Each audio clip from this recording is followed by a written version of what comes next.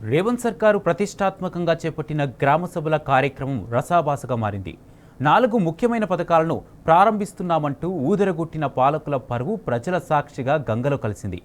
ఎంతో గొప్పగా చెప్పుకున్న ప్రోగ్రాముకు పట్టుమని 10 మంది మంత్రులు కూడా హాజరు కాలేదు.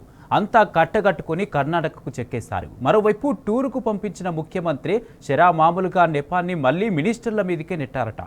సీఎంతో ఎలా చచ్చేదని మంత్రులు తలలు పట్టుకుంటున్నారు. మరోవైపు పాలకుల నిర్లక్ష్యానికి ఇది పరాకాష్ట అన్న విమర్శలు వెల్లువెత్తుతున్నాయి.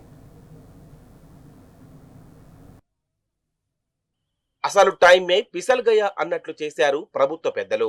అత్యంత కీలకమైన తరుణంలో ముఖ్యమంత్రి మంత్రులు ఒక్కళ్ళంటే ఒక్కళ్ళు కూడా రాష్ట్రంలో లేకుండా పోయారు.